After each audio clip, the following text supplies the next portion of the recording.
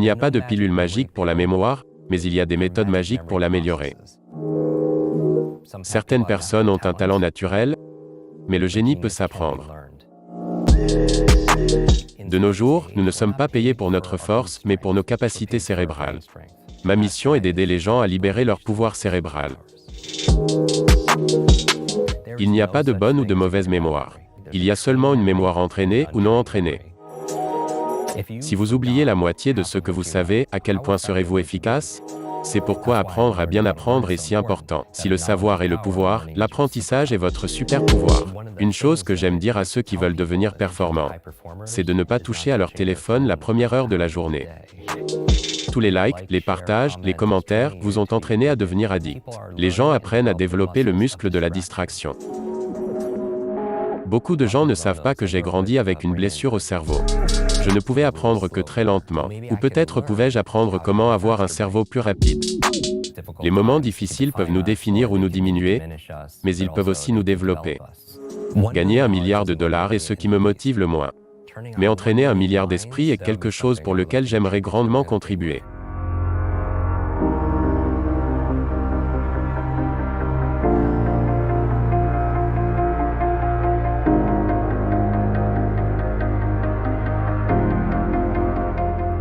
Bonjour, je suis Brian Rose et mon invité d'aujourd'hui est Jim Kwik, l'expert de renom en lecture rapide, amélioration de la mémoire, performance cérébrale et apprentissage accéléré. Après une blessure au cerveau dans l'enfance qui vous a donné des difficultés, vous avez surmonté cela en créant des stratégies qui vous ont permis d'augmenter de manière significative vos performances cérébrales. Depuis, vous avez dédié votre vie à aider les autres à développer le pouvoir de leur cerveau et vous avez été le coach de grands PDG et de célébrités, tels que Elon Musk, Will Smith et toute l'équipe des X-Men. Votre message est que le savoir, c'est le pouvoir, et l'apprentissage est le super pouvoir. Jim, bienvenue. Merci beaucoup Brian, et merci à tous ceux qui nous rejoignent. Je suis ravi de vous recevoir.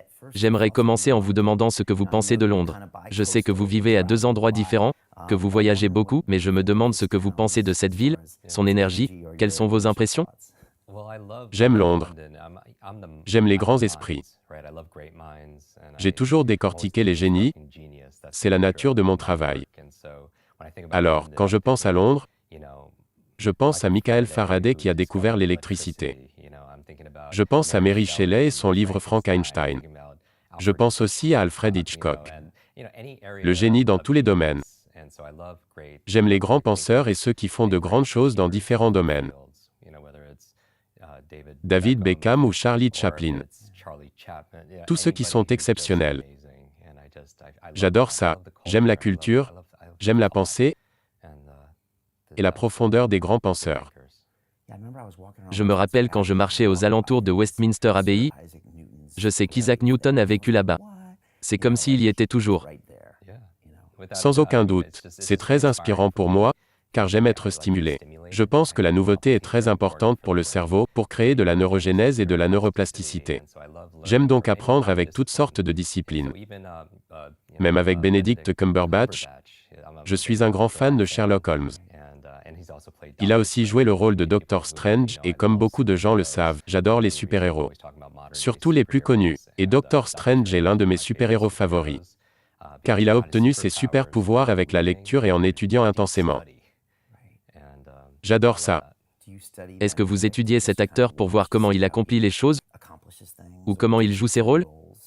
Je pense que nous pouvons apprendre de n'importe qui. Tout le monde peut être un exemple. Certaines personnes peuvent nous montrer aussi ce qu'il ne faut pas faire. Mais je pense que la profondeur de la vie vient de l'apprentissage. Être curieux et s'émerveiller. Quand les gens me disent qu'ils s'ennuient, je suis vraiment surpris. Car on peut toujours trouver quelque chose de fascinant, même dans ce qu'ils appellent un moment ordinaire. Il y a toujours quelque chose de formidable. Donc, quand j'étudie des acteurs, des businessmen ou des athlètes, j'adore voir des gens qui sont la meilleure version d'eux-mêmes et à ce niveau de compétition. Car je me dis que le génie laisse des indices, quand quelqu'un est exceptionnel, et je ne parle pas de QI, mais je parle de sagesse académique, quelqu'un qui est vraiment excellent dans son domaine. Quand vous voyez quelqu'un comme Sherlock, il a des stratégies qui lui permettent d'observer des choses que les autres personnes ne voient pas. Et comme beaucoup de ce que je fais, j'ai entraîné des artistes à être plus présents, à plus prêter attention aux choses, et voir ce que les gens ne voient pas. J'étudie également des fictions telles que Sherlock pour voir comment il raisonne avec son esprit critique et comment prêter attention à des choses qui sont sous notre nez, mais que la plupart des gens ne voient pas. C'est l'un de ces personnages originaux qui remarque tout ce qui se passe, qui a des capacités cérébrales spéciales et un passé étrange. Une autre originalité de Londres. J'adore ça, je me sens tellement revitalisé quand je viens ici. Je vais à Wellington, j'adore le sport et suivre les gens sur la scène.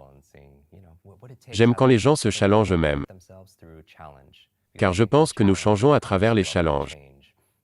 Quand les gens doivent se battre, nous avons toutes sortes d'adversités dans la vie, mais nous grandissons aussi grâce à cela. Les moments difficiles peuvent nous définir ou nous diminuer, mais ils peuvent aussi nous développer. Nous avons le choix de décider. Et je ne parle pas d'apprentissage comme le fait de lire un livre, même si j'enseigne aux gens comment lire plus vite et améliorer leur mémoire. Je parle du fait que nous pouvons apprendre lors d'une conversation, que ce soit avec un ami ou un expert. C'est encore plus précieux que de lire tous les livres. Même une histoire peut être riche d'enseignements. Vous savez de quoi je parle. Après avoir interviewé des centaines de personnes durant des années, vous devez avoir des anecdotes incroyables à raconter. Je me demande si notre histoire est aussi dans notre ADN. J'ai eu un invité récemment qui y croit. C'est aussi un autre mécanisme d'apprentissage, n'est-ce pas? Ça l'est. C'est l'une des meilleures façons de développer la mémoire. Les gens me voient faire ces prouesses mentales quand je mémorise le nom des gens d'une salle entière. De 50 à 100 personnes jouent avec les nombres et les lettres. Mais avant d'avoir des smartphones et des presses à imprimer, nous avions de super histoires à raconter autour du feu. C'est ainsi que nous transmettions le savoir depuis des générations. Donc, le fait de raconter des histoires fait que les choses deviennent inoubliables. Ça aide le cerveau à se concentrer. Quand on regarde le fil d'actualité de votre Twitter, c'est comme une liste de stars issues de toutes sortes de disciplines. Des athlètes, des PDG, des acteurs, ce qu'on pourrait appeler des performeurs. Je me demandais si vous pouviez trouver quelques points communs entre toutes ces personnes. Vous voyez qu'ils ont ces habitudes qui les rendent très performants. Vous les côtoyez, vous apprenez avec eux. Est-ce quelque chose que vous pouvez trouver parmi ces différents genres de personnes? Car vous avez une chance unique. Il n'y a probablement personne d'autre que vous qui peut entrer dans la vie de ces personnes. Que voyez-vous avec eux? Je pense que le fil conducteur qu'il y a entre tous vos invités, c'est qu'ils apprennent tout au long de leur vie. Car il me semble que l'apprentissage, et plus spécifiquement apprendre comment apprendre, fait partie du développement personnel de nos grands-parents. Tout comme les performances élevées ou le fait d'être autodidacte. Car sans apprentissage, rien ne change. L'un des traits qu'ils ont en commun, c'est qu'ils ont des exigences très élevées. Ils ont une vision. Je parle toujours de 3 choses, la tête, le cœur et les mains. Vous pouvez visualiser avec votre tête. Vous fixer des objectifs, vouloir des résultats, retenir des informations. Mais si vous n'agissez pas avec vos mains, il manque quelque chose. La deuxième chose, le cœur, avoir la motivation, l'impulsion, l'émotion, pour être capable d'accomplir toutes ces choses. Car nous ne sommes pas toujours logiques, n'est-ce pas? Nous sommes aussi biologiques. Dopamine, ocytocine, sérotonine, endorphine, nous faisons des choses selon comment nous nous sentons. Après avoir passé du temps avec des gens performants, j'ai vu qu'ils avaient une grande motivation. Ces émotions, à un niveau élevé, les gens appellent cela un but. Je sais que vous avez reçu mon ami Simon dans l'émission, commencez avec le pourquoi.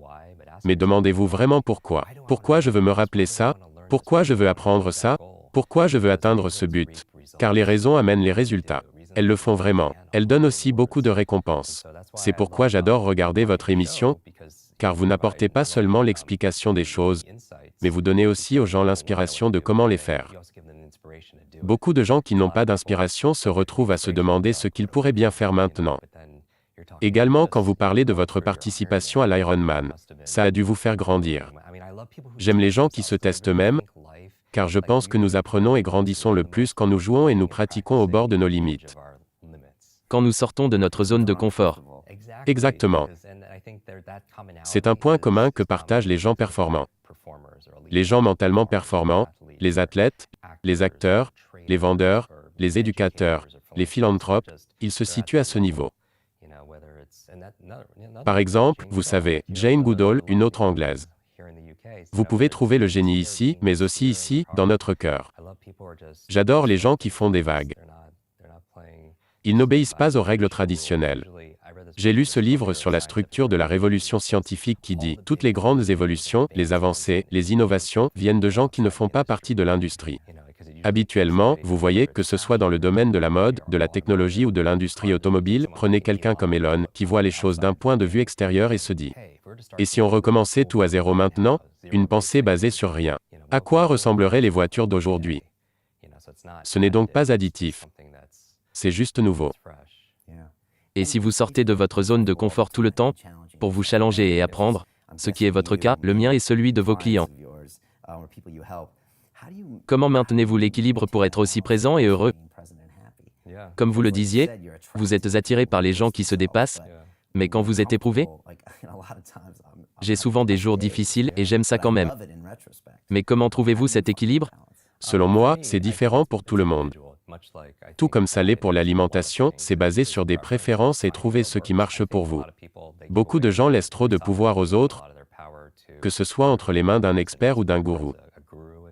Je pense que notre ultime expert, c'est nous-mêmes. Et je crois réellement que la connaissance de soi est un super pouvoir. Vous connaître vous-même, selon moi, pour vous sentir pleinement épanoui, sachant que les gens veulent avoir du succès et être heureux, cela vient de deux choses. Premièrement, la curiosité de vouloir se connaître. Le savoir profondément. Qui êtes-vous? Quelles sont vos croyances? Qu'est-ce qui compte pour vous? Quelles sont vos valeurs? Pourquoi vous battez-vous? Vos capacités, vos habitudes, votre routine. Donc, avoir cette curiosité sur vous-même. Et une fois que vous savez qui vous êtes, beaucoup de gens se connaissent sans doute, mais il faut aussi avoir le courage d'être soi-même.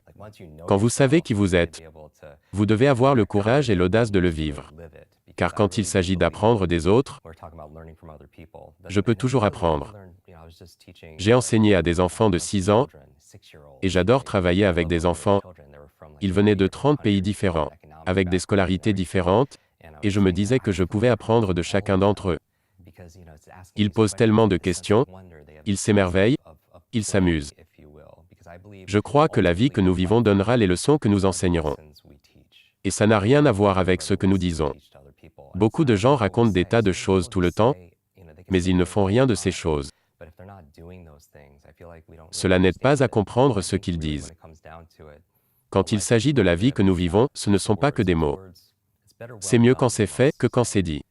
Beaucoup d'entre nous se rétractent parfois, vous devez sans doute le voir, Brian. On donne trop de valeur à l'opinion des autres, ainsi qu'à leurs attentes envers nous. Nous ne nous connaissons pas vraiment, même si on en a un bon aperçu. C'est difficile dans ce monde d'être nous-mêmes. Tellement de gens vivent en étant la version idéale que leurs parents attendent d'eux-mêmes. Je pense que vous pouvez vraiment finir fauché en accordant trop d'importance à l'opinion et aux attentes des autres. Pour en revenir à ce que nous disions sur la mémoire et l'apprentissage, mon avis est que nous sommes ici pour nous développer et donner. C'est ainsi que nous nous sentons le mieux. Alors, d'abord savoir qui vous êtes, puis être qui vous êtes. Quand une compagnie telle que SpaceX ou Zepos, ou des gens comme l'équipe des X-Men, font appel à vous, quelle est la raison principale qui fait qu'ils ont besoin de vous? Je suis sûr que vous finissez par leur donner des tas de choses auxquelles ils ne s'attendaient pas. C'est une excellente question. Quand les gens font appel à moi, c'est habituellement pour une audience. Et je leur demande, qu'aimeriez-vous apprendre? Je peux vous aider à résoudre n'importe quel problème. C'est intéressant de voir comment ça les surprend. Car si vous aviez une lampe magique et que le génie vous accordait un vœu, que souhaiteriez-vous? Vous souhaiteriez sans doute encore plus de vœux. Ce serait le hack, pas vrai? Si j'étais un génie qui apprend, et que je pouvais aider n'importe qui à apprendre ne serait-ce qu'un domaine ou une compétence, comme le mandarin, les arts martiaux, la musique, le marketing, peu importe. Que voudriez-vous apprendre? La meilleure réponse que je pourrais donner si on m'accordait un souhait et si je pouvais tout apprendre, ce serait d'apprendre comment apprendre. Car si je peux apprendre comment apprendre, je pourrais l'appliquer avec tout le reste.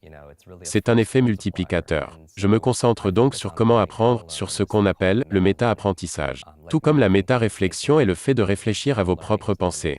Le méta-apprentissage, c'est apprendre comment apprendre. Et je pense que c'est la compétence principale à maîtriser au XXIe siècle. Car tout le reste change. Les compagnies le savent. Les compagnies comme celles que vous avez mentionnées, ils savent que la seule constante c'est le changement. Il y a de plus en plus d'informations éphémères. Nous nous sentons noyés sous toutes ces informations, comme si nous nous nourrissions plus d'informations que de nourriture, en oubliant le vrai savoir pratique et la sagesse. Je pense que la capacité d'apprendre plus rapidement est la compétence la plus importante de toutes. J'ai lu récemment que le diplômé moyen, en comparaison du diplômé universitaire, aura entre 8 et 14 carrières différentes dans sa vie. Peut-être même différents types de business, car le monde change si vite avec la technologie. Cela crée aussi pas mal de problèmes. Par exemple, quand je m'engage à leur apprendre comment devenir plus productif, principalement avec l'apprentissage.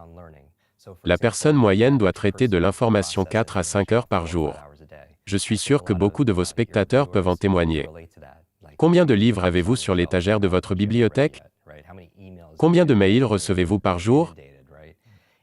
Donc 4 à 5 heures par jour à traiter de l'information. Si je pouvais vous aider à doubler votre vitesse de lecture et que vous économisiez 2 heures par jour, sur une année, ça fait 730 heures de sauvées. Même si vous sauviez qu'1 heure par jour, vous économiseriez 365 heures par an. Combien de semaines à 40 heures de travail?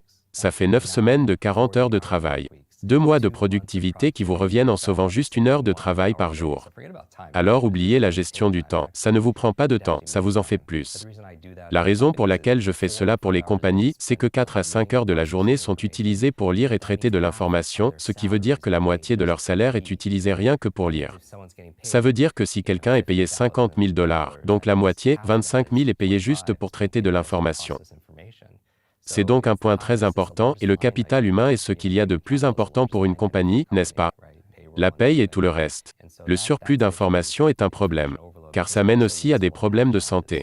Quand les gens sont soumis à un surplus d'informations, ils développent ce qu'on appelle des syndromes de fatigue chronique. De l'hypertension, moins de temps libre, plus d'insomnie, tout ce qui fait que vous n'êtes pas au top. Vous n'êtes plus bon, autant dans votre vie personnelle que dans votre vie professionnelle, en termes d'efficacité. Nous faisons donc des entraînements de mémoire pour les compagnies. Je crois que dans la vie et le business, nous avons trop de choses à retenir. Alors nous oublions. J'ai oublié de faire ceci, j'ai oublié d'apporter cela, j'ai oublié la conversation que j'ai eue avec cette personne, j'ai oublié ce meeting, j'ai oublié son nom, plein de choses oubliées. Chaque fois que nous entendons ces mots ou que nous les disons, nous perdons du temps, de la crédibilité, des opportunités, de l'argent. Je peux vous dire que j'ai déjà eu des gens venir me voir en disant qu'ils avaient perdu un contrat ou une vente car ils avaient appelé la personne par un autre prénom que le sien. Là intervient le pouvoir de se rappeler le prénom de quelqu'un. Je considère ça comme la règle numéro 1 en business. Une compétence importante pour agrandir son réseau.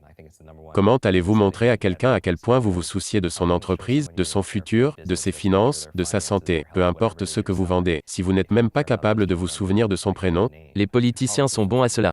Ils sont excellents pour ça. Le président Clinton se souvenait toujours de votre prénom après l'avoir lu. C'est vrai. Il s'en rappelait en vous revoyant et se rappelait également la conversation qu'il avait eue avec vous. Il a beaucoup de charisme, il se connecte facilement, c'est un bon communicateur et il a une mémoire incroyable. Il a aussi cette présence puissante. Quand il vous parle, c'est comme s'il avait un don. Mais j'hésite à appeler cela un don, car je ne veux pas que les gens pensent que c'est quelque chose que l'on a ou pas, car c'est quelque chose qui s'apprend aussi. Mais parfois vous êtes déconnecté, vous pouvez dire si quelqu'un n'est pas présent. Il regarde par-dessus vos épaules pour voir qui est plus important dans la pièce. J'ai découvert que beaucoup de gens n'écoutent même pas, ils réfléchissent juste à ce qu'ils vont vous répondre. Ou ils attendent que ce soit leur tour de parler. Et l'une des raisons pour laquelle j'adore votre émission, c'est parce que vous savez écouter.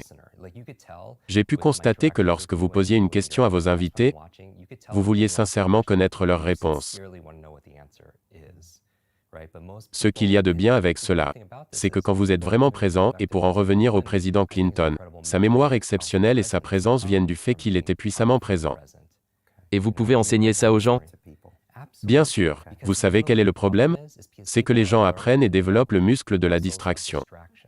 Ils s'entraînent eux-mêmes, spécialement avec la technologie, à être distraits tout le temps.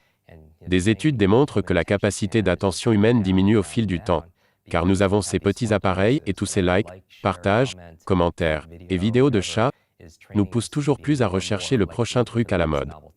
Chaque fois nous libérons de la dopamine. Et c'est dans votre système nerveux que se trouvent vos centres de la motivation et de l'apprentissage. Cela vous conditionne donc à devenir accro à la distraction. Je peux vous dire que tellement de gens, et vous le savez, sont constamment le nez dans leur téléphone, assis à ne rien faire. Simon Sinek en parle, d'avoir des gens assis autour de la table pendant le dîner sans leur téléphone, ça les stresse. C'est la présence. De mon point de vue, quand vous y pensez, les gens se demandent pourquoi ils devraient se rappeler quoi que ce soit, car ils ont des moteurs de recherche dans leur téléphone. D'où ma prochaine question. Dans les compagnies de la Silicon Valley, tout est déjà enregistré et stocké. Exact. Pourtant, ce sont ceux pour qui je travaille le plus. Comme les ingénieurs à SpaceX ou des sociétés de capital risque. J'entraîne leur compagnie de portefeuille ou de technologie, leur PDG ou leur directeur des ventes. Car de nos jours, nous ne sommes pas payés pour notre force, mais pour nos capacités cérébrales. Ce n'est pas le pouvoir de nos muscles, mais de notre esprit. En ce qui concerne la mémoire, même si vous pouvez trouver cette information sur Internet, la mémoire est très importante car il n'y a pas de savoir sans mémoire. Notre vie d'aujourd'hui, et la plupart des gens sont d'accord avec ça, est le résultat de toutes les décisions que nous avons prises jusqu'à présent. Mais la qualité de nos décisions dépendra de la qualité des informations que nous possédons.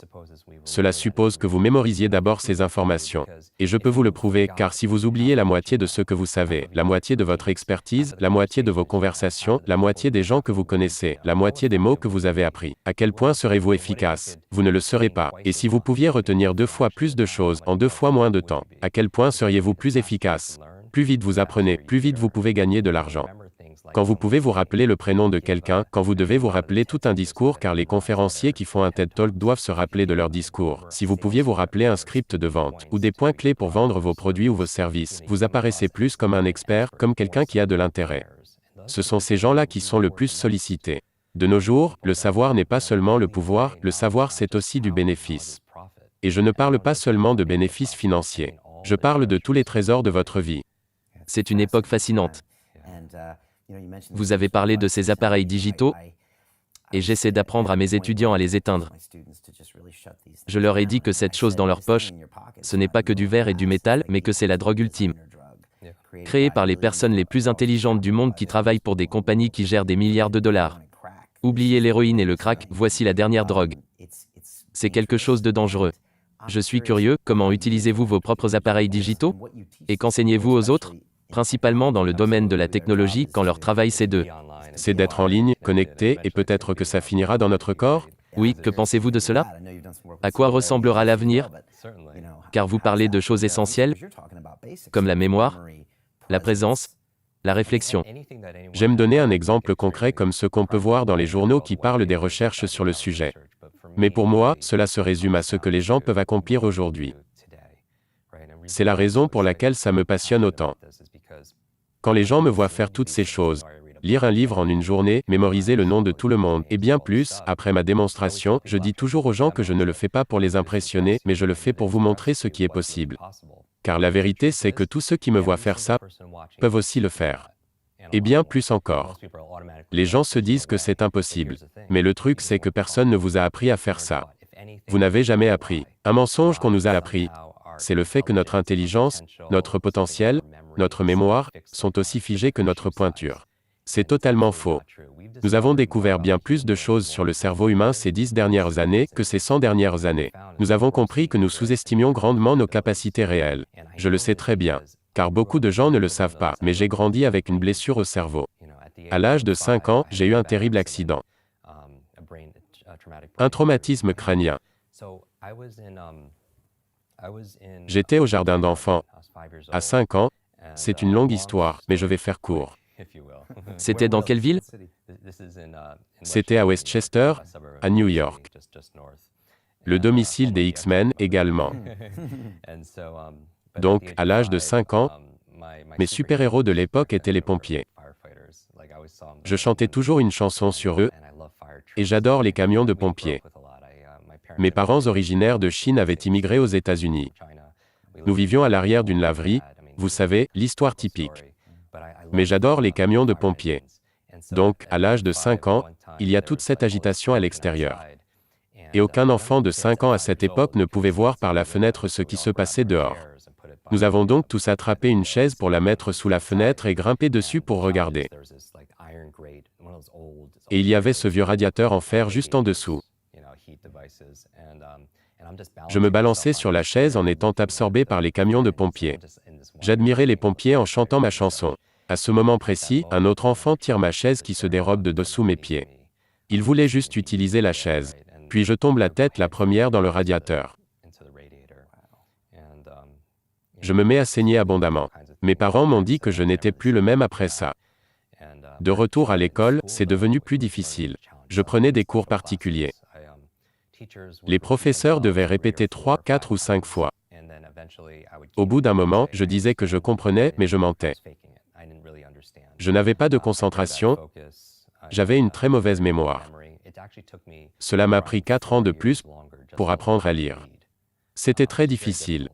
Nous étions assis, tous en cercle, la première fois qu'on a appris à lire, se passant le livre tour à tour, et le professeur vous demandant de lire à haute voix. Quelle pression! Le livre se rapprochait de plus en plus de moi. Grande pression. Je pense que c'est de là que vient la peur de s'exprimer en public. On l'a apprise. Parmi la plupart des peurs que nous avons, il y a 2 peurs principales que nous développons naturellement.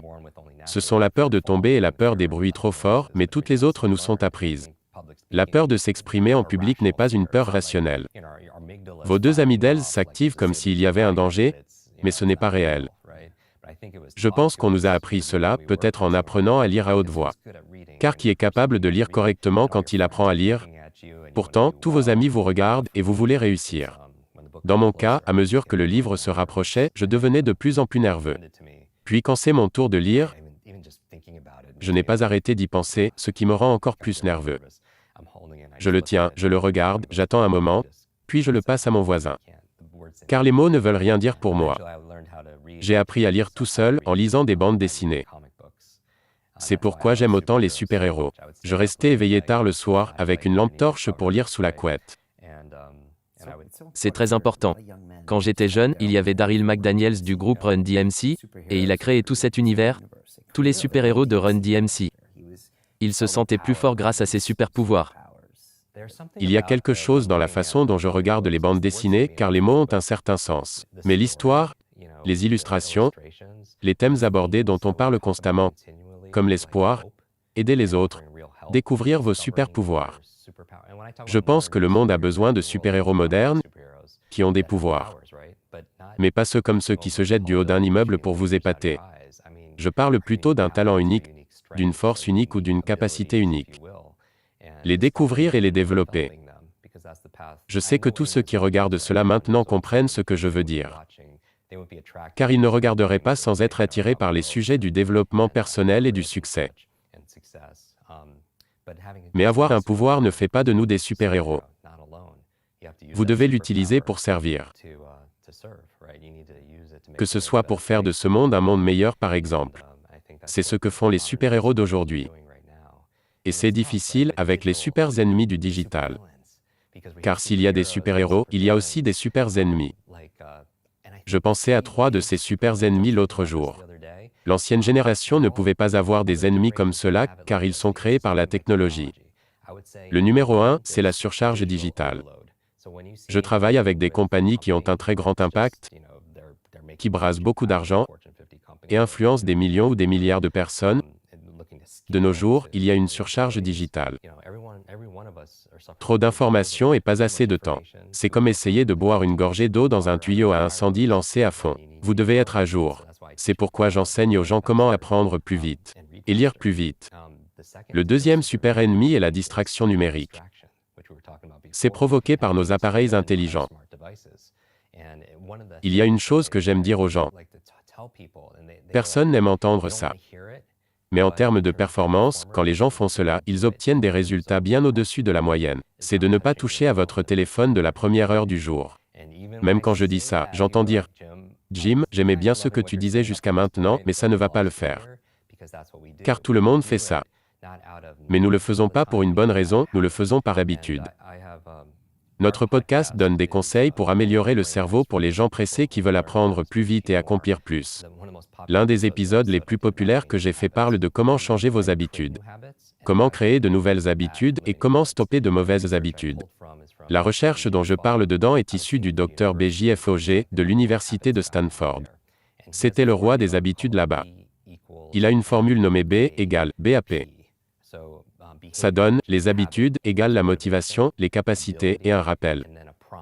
Rappel dans le sens d'un pense-bête. Je parlais de comment créer de nouvelles habitudes avec cette formule.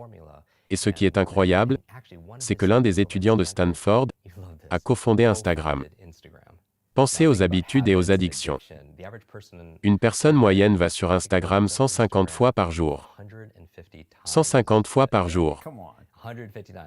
Donc, comme vous ne le faites pas autant et que moi non plus, quelqu'un d'autre le fait encore plus.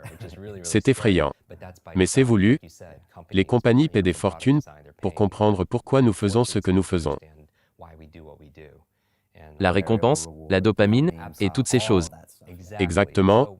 Lorsque vous prenez votre téléphone dès le matin au réveil, vous êtes challengé. Premièrement, vous avez 4 niveaux d'ondes cérébrales. Bêta est pour quand nous sommes éveillés. Delta est pour le sommeil profond. Entre les deux, les niveaux alpha et theta sont des états extrêmement importants pour l'apprentissage. Theta est le niveau au-dessus de celui du sommeil. Theta est l'état de la créativité, celui dans lequel vous êtes le plus créatif. Vous êtes entre deux états. Vous êtes plus ou moins endormi, c'est tellement profond. Votre esprit continue de s'activer et vous trouvez des idées créatives. Vous savez comment vous mettre au niveau theta? En prenant une douche. Avez-vous déjà remarqué comment parfois en prenant une douche vous trouvez vos meilleures idées? Votre cerveau dérive. En effet, car vous êtes à ce niveau d'onde cérébrale. Une grande partie de mon travail est de prendre l'invisible et de le rendre visible. Quand je fais une démonstration, je dis toujours aux gens que je le fais pour qu'ils voient qu'il y a une méthode derrière la magie. Quand quelqu'un fait quelque chose d'extraordinaire, que ce soit en athlétisme, en éducation, en technologie, avec le corps humain, il y a toujours une piste à suivre. Car les génies laissent des indices. Souvent, ces génies, et je ne parle pas de génies avec des QI élevés, mais de personnes qui excellent dans leur domaine, ils ne savent pas comment ils font tout ça. Car ils le font inconsciemment. C'est une seconde nature pour eux, ils l'ont fait pendant très longtemps. Ce que j'aime faire, c'est de déstructurer cela et de montrer aux gens comment l'apprendre plus rapidement. Quand vous êtes au niveau d'onde cérébrale θ, et c'est pourquoi j'ai pris 5 douches ce matin Brian, c'était pour me préparer pour l'interview. Au-dessus des ondes θ, se situe le niveau alpha. Juste en dessous du niveau bêta, dans lequel on se sent le plus éveillé. Alpha est le niveau de l'apprentissage. De l'apprentissage accéléré. C'est l'état de la conscience relaxée. C'est un état que l'on atteint quand on médite.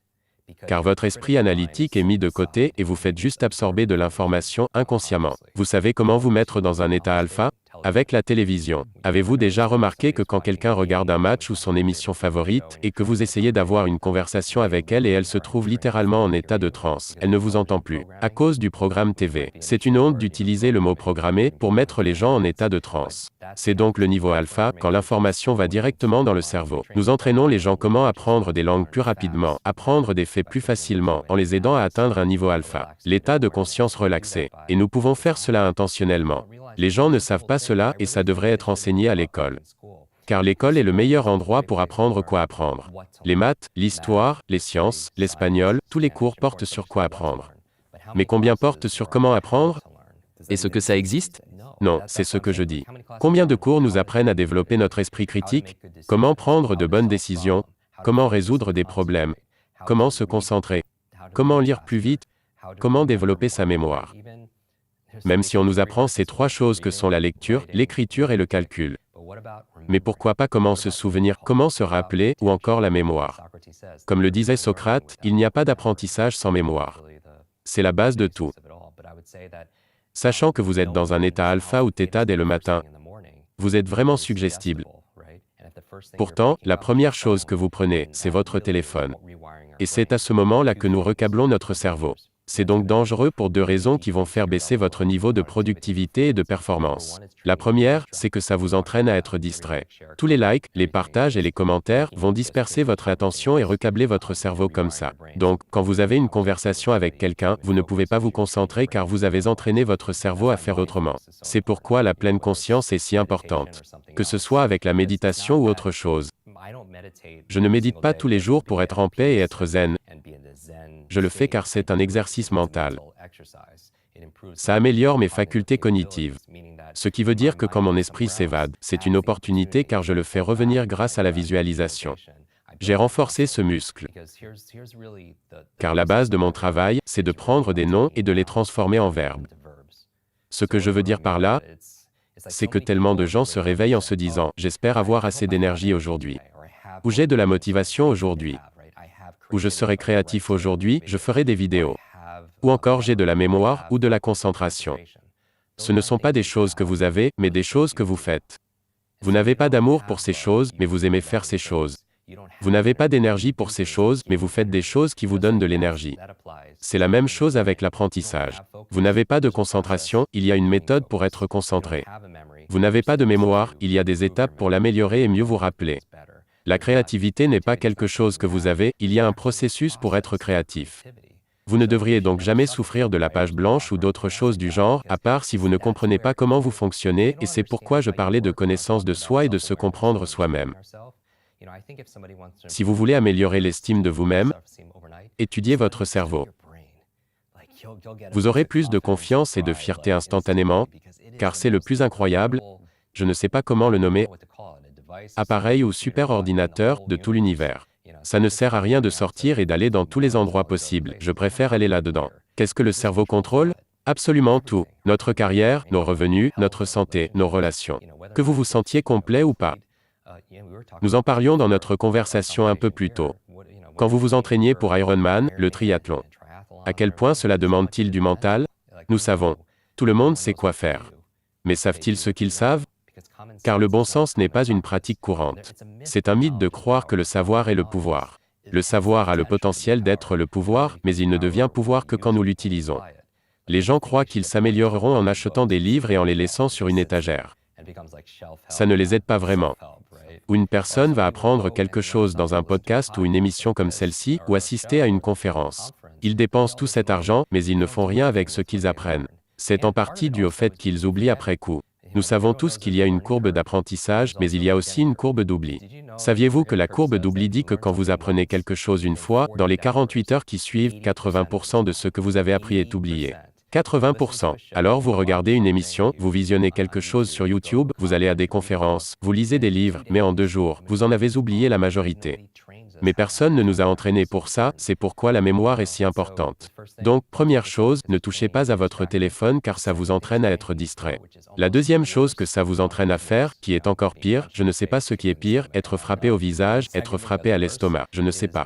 Mais ce qui est pire, c'est de vous entraîner à recabler votre cerveau à être réactif. Cela veut dire que vous êtes dans cet état relaxé de conscience dans lequel vous vous êtes réveillé, vous prenez votre téléphone et vous avez un SMS avec de mauvaises nouvelles. Ou un mail. Cela nous est tous arrivé et vous voilà de mauvaise humeur pour le reste de la journée. Car vous êtes très impressionnable quand vous êtes en état hypnotique. Cela vous affecte. Vous ne pourriez jamais avoir une vie de qualité et être la meilleure version de vous-même, ou devenir performant, quand vous répondez ou réagissez à tout le monde. Mon ami Brandon Burchard dit que la boîte mail n'est rien d'autre qu'un système d'organisation pratique des autres personnes pour votre vie. Quelle vision pouvez-vous avoir pour votre vie? La nuit dernière, je faisais un épisode sur ma routine matinale, intitulé 10 habitudes matinales pour booster votre cerveau, mais j'ai aussi une routine d'1 heure pour le soir, afin d'améliorer mon sommeil. Il est très important de savoir dormir. Et une des choses que je fais, en plus de me mettre dans une pièce sombre, réguler la température, respirer et faire de la méditation, c'est que je ne regarde aucun écran digital. Ça génère de la lumière bleue. Les gens devraient savoir ça. Les écrans de vos ordinateurs, de vos téléphones et bien d'autres, émettent de la lumière bleue, qui réduisent la production de mélatonine, une hormone qui vous aide à dormir. La prochaine chose que je fais, c'est que j'écris 3 choses personnelles et 3 choses professionnelles que je veux faire le lendemain. Quand je me réveille le lendemain, j'ai une vision claire de ma vie. Ce sera une victoire pour moi si je peux accomplir ces 3 choses personnelles et professionnelles. Pour ce qui est de mon téléphone, je n'y touche pas tant que je n'ai pas fait une des choses que j'avais prévues. C'est comme un test. Ce n'est pas toujours parfait, mais ce qui compte, c'est de progresser. La pratique nous fait progresser. Et la perfection n'existe pas. Les gens doivent trouver ce qui marche pour eux. Comme je l'ai dit, ayez confiance en vous en tant qu'expert de vous-même, au lieu de croire quelqu'un d'autre en ce qui vous concerne. Et testez-vous, peut-être pour une semaine. Laissez votre téléphone hors de votre chambre pour une semaine, n'y touchez pas de la première heure du jour. Et passez cette première heure à être un thermostat, pas un thermomètre. Vous définissez la température. Exactement. Car quelle est la fonction d'un thermomètre? Il réagit à l'environnement. Et c'est une triste façon de vivre. Non pas que nous ne réagissions jamais, nous réagissons autant qu'il fait, nous réagissons à la façon dont les gens nous traitent. Mais si nous sommes vraiment heureux, c'est parce que nous avons le contrôle au plus profond de nous. Toutes les études démontrent que les gens heureux sont ceux qui se sentent comme s'ils avaient le contrôle sur eux-mêmes et leur bonheur. Non pas sur les autres, les endroits, la politique ou d'autres choses. Donc, un thermomètre réagit à l'environnement, mais un thermostat est différent. Quelle est sa fonction? Il définit l'environnement, il définit un objectif, il définit la température, alors l'environnement s'adapte à lui. Je me dis que tous ceux qui sont attirés par votre travail ou le mien, ce sont des thermostats. Ils ont l'état d'esprit du développement, car si leur pensée était figée, ils ne regarderaient pas cette vidéo. Quel serait leur intérêt?